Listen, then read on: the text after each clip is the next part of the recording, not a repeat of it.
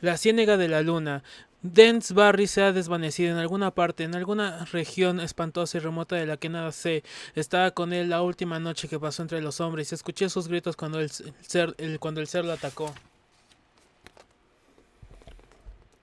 Pero ni todos los campesinos y policías del condado de Mead pudieron encontrarlo, ni él ni a los otros, aunque los buscaron por todas partes. Y aún me impresiono cuando oigo croar a las ranas en los pantanos o veo la luna en lugares solitarios. Había intimado con Dennis Barry en Estados Unidos, donde éste se había hecho rico, y lo felicité porque reconocí.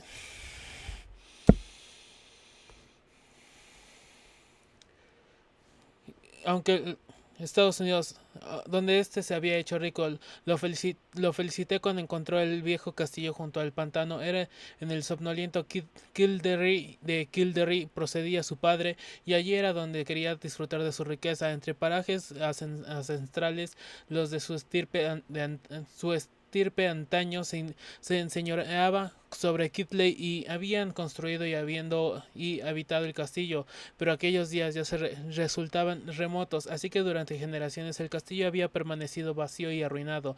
Tras retornar a Irlanda, Barry me escribía a menudo contándome cómo, mediante sus cuidados, el castillo gris veía elevarse una torre tras otra sobre sus restaurados muros, tal como se alzaran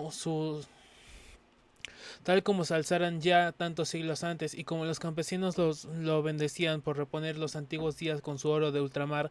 Pero después surgieron problemas y los campesinos dejaron de bendecirlo y lo rehuyeron como a una maldición. Y entonces me envió una carta pidiéndome que lo visitara, ya que se había quedado solo en el castillo, sin nadie con quien hablar fuera de los nuevos criados y peones contratados en el norte.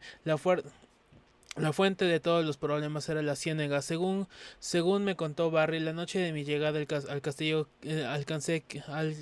alcancé Kildare en el ocaso veraniego, mientras el oro de los cielos resplandecía el verde de las colinas y arboledas y el azul de la ciénaga, donde sobre un lejano islote unas extrañas ruinas antiguas fulguraban de una forma espectral. El crepúsculo resultaba verdaderamente grato para los campesinos de Ballylough. Me había puesto en guardia y decían que Kildare estaba maldita, por lo que casi me estremecía al ver los altos terrones dorados por el resplandor. El coche de Barry me había recogido en la estación de Ballylough,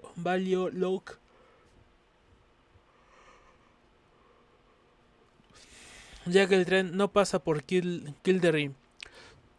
Los aldeanos habían evadido el coche y su conductor, que provenía del norte, pero a mí me habían susurrado cosas, empaleciendo al saber que iba a Kildare. Y esa noche, tras nuestro encuentro, Barry me refirió por qué los campesinos habían abandonado Kildare, porque Dennis Barry iba a descargar la Gran Ciénaga. A pesar de su gran amor por Irlanda, Estados Unidos no la había dejado intacto. Odiaba ver abandonadas la amplia y hermosa extensión de la que podía extraer turba y, des, y desecar las tierras. Las leyendas y supersticiones de Kildare no lograron conmoverlo, y se burló cuando los aldeanos primero rehusaron ayudarle, y más tarde, viéndolo decidido, lo maldijeron marchándose a Ballylough. Con sus escasas posesiones, en su lugar contrató trabajadores del norte, y cuando los criados lo abandonaron también los reemplazó. Pero Barry se encontraba solo entre los forasteros, así que me pidió que lo visitara. Cuando supe que cuando supe qué temores había expulsado a la gente de Kildare, me reí tanto como mi amigo, ya que los tales miedos eran de la clase más indeterminada, estrafalaria y absurda. Tenía que ver con alguna absurda leyenda tocante a la ciénaga, y con un espantoso espíritu guardián que habitaba las extrañas ruinas antiguas del lejano islote que divisara al ocaso. Cuentos de luces danzantes de la penumbra lunar, y vientos helados que soplaban que soplaban cuando la noche era cálida, de fantasmas blancos deambulando sobre las aguas y de una supuesta ciudad de piedra sumergida bajo la superficie pantanosa, pero descollando sobre todas esas locas fantasías, única en ser unánimemente repetida, estaba el que la maldición caería sobre quien se atreviese a tocar o drenar el inmenso pantano rojizo. Había secretos, decían los campesinos, que no debían desvelarse, secretos que permanecían ocultos desde que la plaga exterminase a los hijos de los Partolan en los fabulosos años previos a la historia. En el libro de los invasores se narra que esos retoños de los griegos fueron todos enterrados en Talag, pero los viejos de Kitley hablan de una ciudad protegida por su diosa de la luna tutelar, así como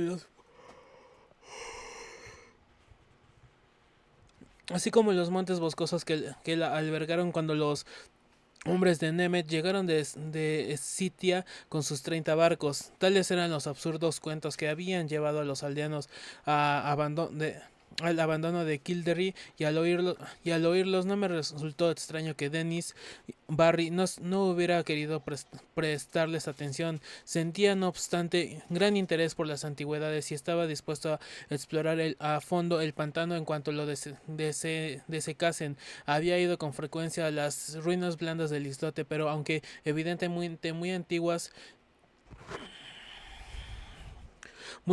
y su estilo guardaba muy poca relación con la mayoría de las ruinas islandesas, se encontraba demasiado deteriorada para ofrecer una idea de su época de gloria. Ahora se estaba punto de comenzar los trabajos de drenaje y los trabajadores del norte pronto despojarían a la ciénaga prohibida del musgo verde y del brezo rojo y aniquilarían los pequeños regatos sembrados de conchas y los tranquilos estanques azules bordeados de juncos.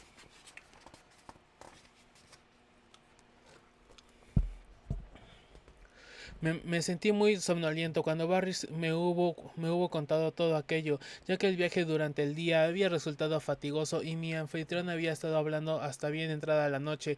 Un criado me condujo a mi alcoba, que se encontraba en una torre lejana, dominando la aldea y la llanura que había al pie del pantano, así como la propia ciénaga, por lo que a la luz lunar puede ver desde la ventana las silenciosas moradas abandonadas por los campesinos y que ahora alojaban a los trabajadores del norte, y también vislumbre la iglesia parroquial con su antiguo capitel, y a lo lejos en las ciénegas que parecía al acecho las remotas ruinas antiguas, resplandeciendo de forma blanca y espectral sobre el islote. Al tumbarme creí escuchar débiles sonidos en la distancia, sones extraños y medio musicales que me produjeron una excitación que me impregnaron mis oídos, pues la mañana siguiente al despertar sentí que todo había sido un sueño, ya que las visiones que tuve resultaban más maravillosas que cualquier sonido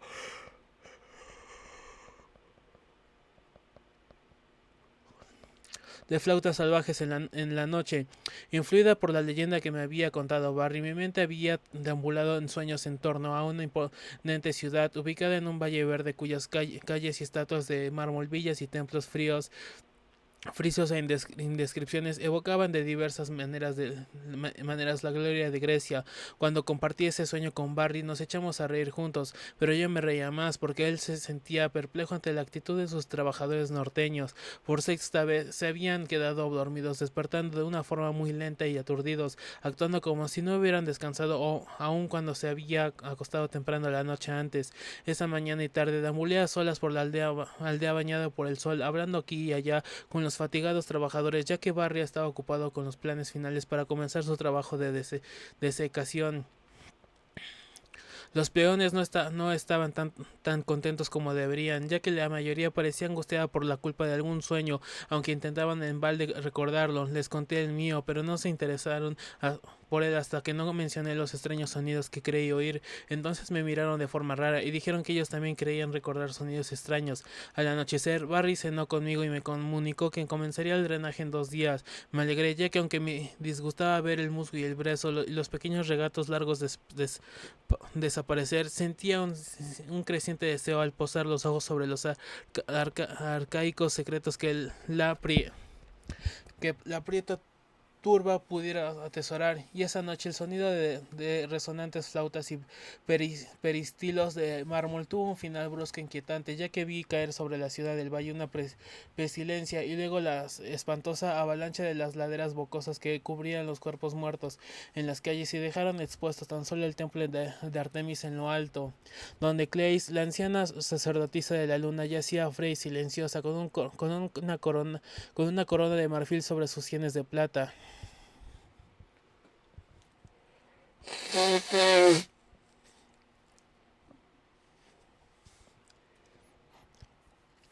He dicho que desperté de repente sobresaltado. Por un instante no fui capaz de determinar si me encontraba despierto o dormido, pero cuando vi sobre el suelo el helado resplandor lunar y los perfiles de una ventana gótica enrejada, decidí que había estado despierto en el castillo de Kirley. Entonces escuché un reloj en algún lejano descansillo de, de abajo tocando las 2 y supe que estaba despierto, pero aún me llegaba.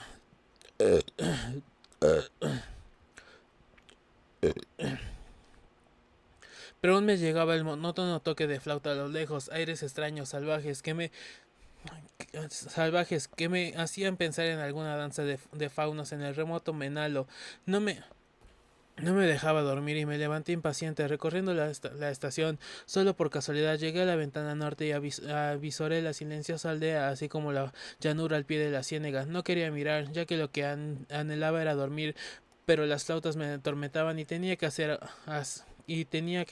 o mirar algo, como sospechar lo que acababa de a punto de contemplar. Allí a la luz de la luna que fluía sobre el espacio llano se desarrollaba un espectáculo que ningún mortal, habiéndolo presenciado, podría nunca borrar de la memoria. Al son de las flautas de caña que despertaban ecos sobre la ciénaga, se deslizaban silenciosa y espeluznantemente una multitud entremezclada de oscilantes figuras, acometiendo una danza circular como la que los cilicianos debían ejecutar en honor a Demeter en los viejos días. Bajo la luna de cosecha, junto a Ciane, la amplia llanura, la dorada luz lunar, las siluetas bailando entre las sombras y ante todo el estridente y monótono son de flautas producían un efecto que casi me suspendió, aunque a pesar de mi miedo advertí que la mitad de aquellos danzarines incansables y maquinales eran los peones que yo había creído dormidos, mientras que la otra mitad eran extraños seres blancos y aéreos, de naturaleza medio interminada, que sin embargo sugerían meditámbudas y pálidas náyades de las amenazadas fuentes de la ciénaga. No sé cuánto estuve contemplando esa visión desde la ventana del solitario torreón antes de derrumbarme bruscamente en un desmayo sin sueño del que me sacó el sol de la mañana ya alto.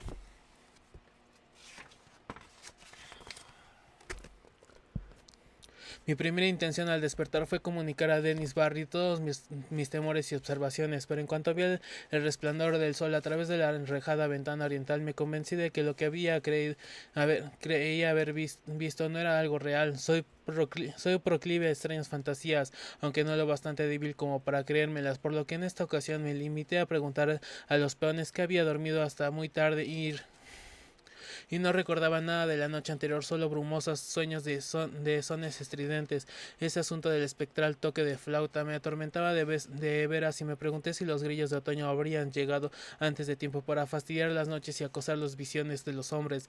Luego encontré a Barry en la librería, absorto en los planos para la gran faena que iba a cometer el día siguiente, y por primera vez sentí el roce del mismo miedo que había espantado a los campesinos. Por alguna desconocida razón sentía miedo ante la idea de perturbar la antigua ciénaga y sus tenebrosos secretos. Imaginé terribles visiones haciendo en la negrura bajo las insondables profundidades de la vieja turba. Me parecía locura que se sacase tales secretos a la luz y comencé a desear tener un pretexto para abandonar el castillo y la aldea. Fui tan lejos como para referir de pasada el tema a Barry, pero no me atreví a proseguir cuando soltó una de sus resonantes risotadas, así que aguardé silencio. Cuando el sol se hundió llamante sobre las lejanas colinas y Kildare se cubrió de rojo y oro en medio de una resplandor semejante a un prodigio.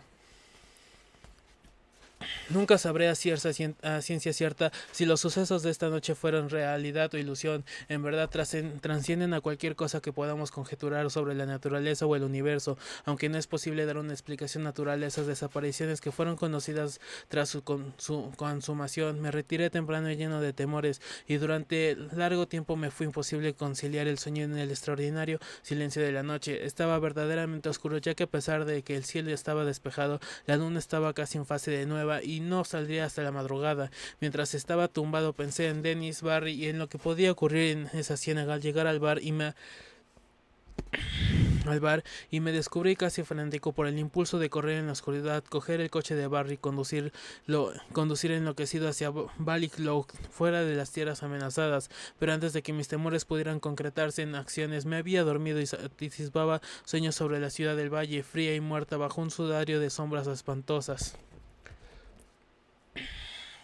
Probablemente fue el agudo son de las flautas el que me despertó, aunque no fue eso lo primero que advertí al abrir los ojos. Me encontraba tendido de espaldas a la ventana desde la que se divisaba la ciénaga y por donde la luna menguante se enaltecería.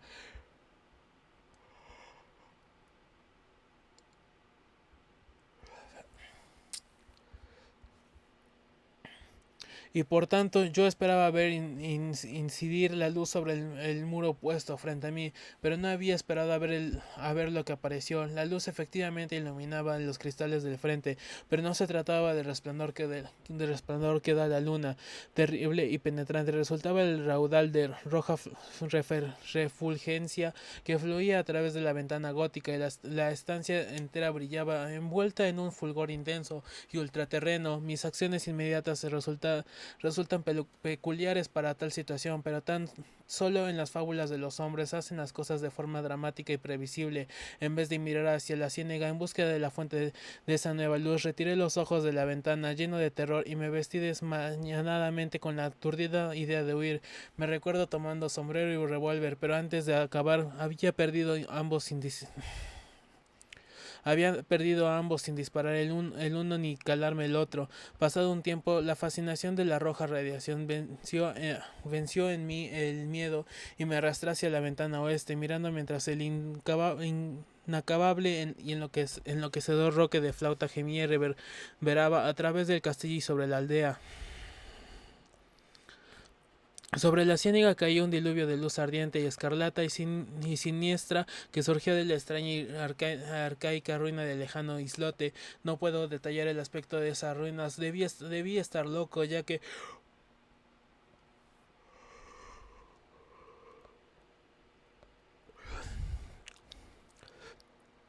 parecía alzarse majestuosa y pletórica, espléndida y rodeada de columnas, y el reflejo de llamas sobre el mármol de la construcción. Eh, Hendía el cielo como la cúspide de un templo en la cima de una montaña. Las flautas chirriaban y los tambores empezaron a doblar, y mientras yo observaba lleno de espanto y terror, creí ver oscuras formas saltarinas que se siletaban grotescamente contra esa visión de mármol y resplandores. El efecto resultaba colosal, completamente inconcebible, y podría haber estado mirando eternamente, de no ser que el sonido de flautas parecía crecer. Hacía la izquierda trémulo por un terror que se entremezclaba de forma extraña con el éxtasis. Crucé la sala circular, había hacia la ventana norte, desde la que podía verse la aldea y el llano que se abría al pie de la ciénaga. Entonces mis ojos se desorbitaron ante un extraordinario prodigio aún más grande, y como si no acabase de dar la espalda a una escena que desbordaba la naturaleza, ya que por la llanura espectralmente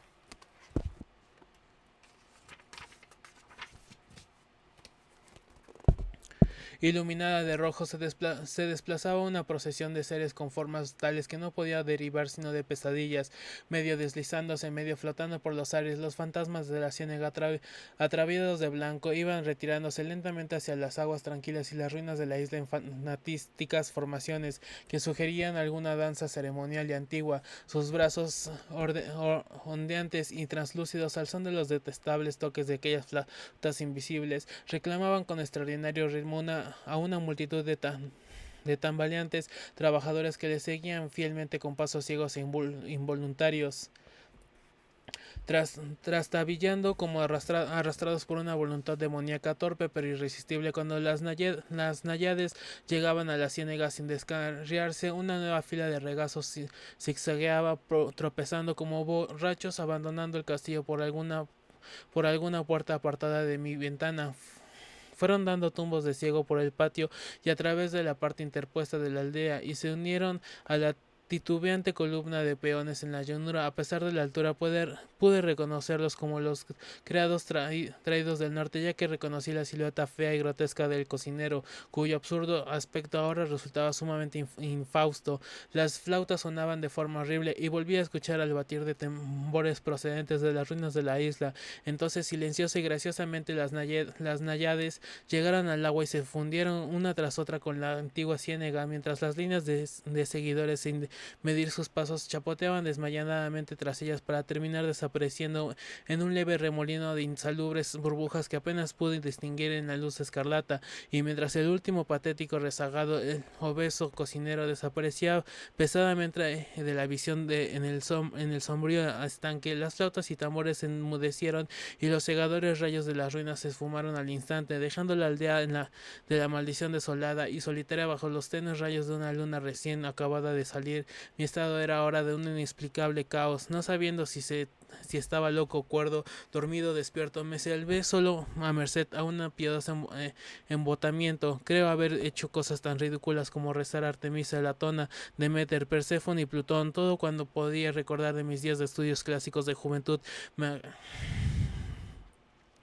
Me acudió a los labios mientras los horrores de la situación despertaban mis supersticiones más arraigadas. Sentía que había presenciado la muerte de toda una aldea y sabía que estaba a solas en el castillo con Dennis Barry, cuya audacia había desatado la maldición. Al pensar en él me asaltaron nuevos terrores y me desmoroné en el suelo, no inconsciente, pero sí físicamente incapacitado. Entonces sentí el helado viento desde la ventana este, por donde se había alzado la luna, y comencé a escuchar los gritos en el castillo abajo. Pronto tales gritos habían alcanzado una magnitud y cualidad que no quiero transcribir, y que me hacen enfermar al recordarlos. Todo cuando puedo decir es que provenía de algo que yo conocí como amigo mío.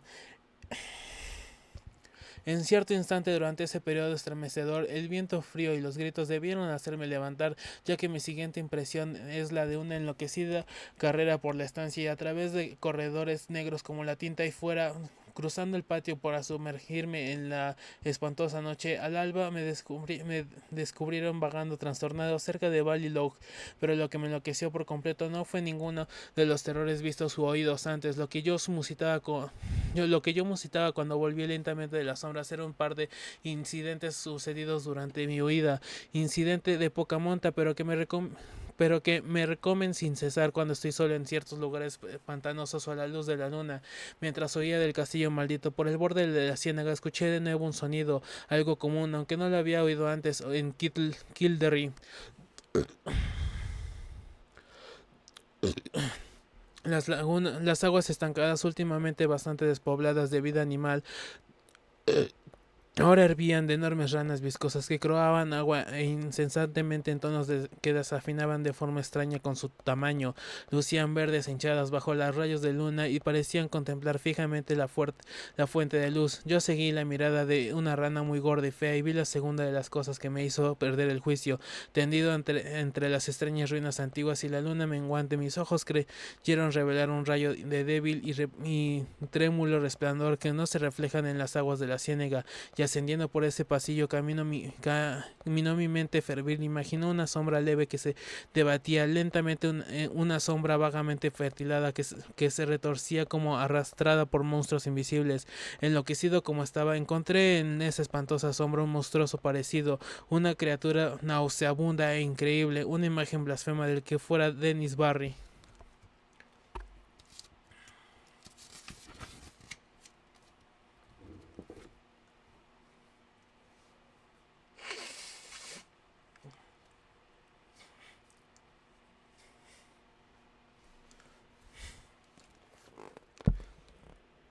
El oblivioné. Cuando vinieron mis últimos días y las feas trivialidades de la vida me hundieron en la locura como esas gotas de agua que el torturador deja caer sin cesar sobre un punto del cuerpo de su víctima, dormir se convirtió para mí en un refugio dorado. En mis sueños descubrí un poco de belleza que había buscado sin premio durante la vida y pude vagar por viejos jardines y bosques encantados. Una vez que el viento era dulce y perfumado, percibí la llamada del sur y navegué interminable y perezosamente bajo desconocidas estrellas. Otra vez en que caía mansa la lluvia, navegué tierra adentro por un río sin sol hasta que llegué a un mundo de crepúsculo púrpura, en parradas indicentes y rosas inmortales. Otra anduve por un valle dorado que conducía a umbrios bosquecillos y ruinas y terminaba en un enorme muro verde con parras antiguas y un minúsculo acceso con puerta de bronce. Muchas veces recorrí ese valle y cada vez me retardaba más en él, en una media luz espectral donde los árboles gigantescos se retorcían burlescamente y el suelo gris se extendía húmedo de tronco y tronco, dejando al descubierto sillas de templos enterrados y siempre la meta de mis quimeras en el muro cubierto de pampanos y la puerta del bronce. Algún tiempo después, a medida que los días vigiles se iban haciendo menos soportables por aburridos y grises, vagué con frecuencia en hipnótica paz por el valle y por los umbríos bosquecillos y me preguntaba cómo podría adoptar estos escenarios como moradas eterna, de manera que nunca más tuviese que volver a un mundo soso y falto de interés y de colores nuevos, y al mirar la minúscula puerta del muro poderoso me di cuenta de que al otro lado se extendía una región de ensueño de la que una vez que se franqueara no habría pámpanos, así que por las noches en sueños intentaba encontrar el cerrojo de la puerta del templo cubierto de hiedra, aunque estaba muy escondido, y me decía que el reino del otro lado del muro no solo era más duradero, sino también más bello y radiante. Más tarde, una noche descubrí en la ciudad onírica de Zacarión un pámpito amarillento lleno de máximas de los labios habitaba de antiguo esa ciudad y era demasiado sabios para haber nacido en el mundo onírico. En él había escritas muchas cosas sobre su mundo, entre ellas el saber sobre un valle dorado y un bosquecillo sagrado con templos y un gran muro con una abertura cerrada con una minúscula puerta de bronce. Cuando fui consciente de esto, comprendí de que se refería a los escenarios que habían frecuentado, así que me apliqué en la lectura del papiro amarillento. Algunos de estos sabios soñados hablaban con apasionamiento de las maravillas del otro lado de la puerta sin retorno, si bien otros lo hacían con espanto y decepción.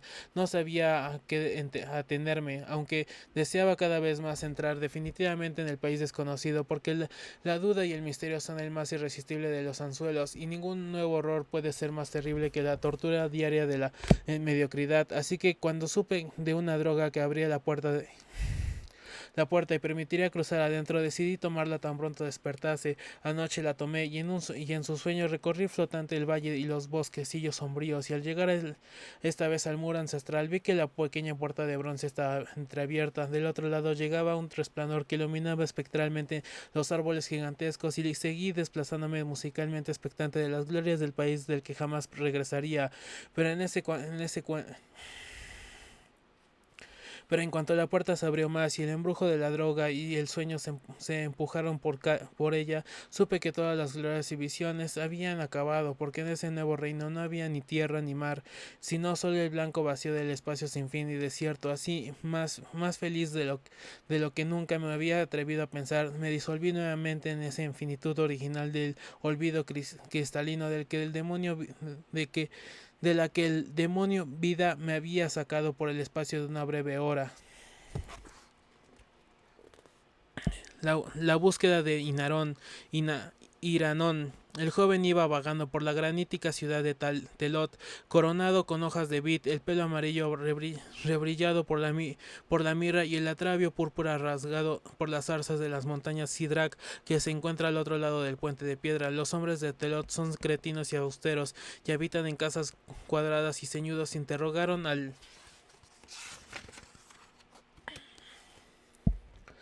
forastero sobre su procedencia, así como sobre su nombre y fortuna, a la que el joven repuso: soy Inarón y procedo de Aira, una ciudad lejana que recuerdo solo débilmente, pero que deseo volver a encontrar. Canto canciones que aprendí en esta distante ciudad y mi interés habita en crear belleza con las cosas que recuerdo de la infancia. Mi fortuna está en esos pequeños recuerdos y sueños, en los empeños que entorno en jardines cuando la luna es amable y el viento de poniente conmueve los capullos de loto. Los hombres de Telot, escuchando tales cosas, cuchichearon entre sí, ya que aunque no hay en la granética ciudad ni risas ni cánticos, los arbustos hombres miran a veces en primavera hacia las colinas cartianas y piensan en los laudes de la distante Oanai, conocida mediante relatos de viajeros, y con tal pensamiento invitaron al forastero a quedarse y cantar en la plaza que existe frente a la torre de Emlyn si bien no gustaban del color de su ropa desgarrada, ni la mirra de su cabello, ni su tocada de hojas de parra, ni la juventud en su voz dorada, y Narón cantó por la tarde, y mientras lo hacía un anciano comenzó a rezar, y un ciego aseveró ver una aureola sobre la cabeza del cantor, pero la mayoría de aquellos hombres de Telot bostezaron y algunos se rieron y otros se fueron a dormir, ya que Inarón no les contó nada útil cantando sobre sus recuerdos, sus sueños y sus anhelos.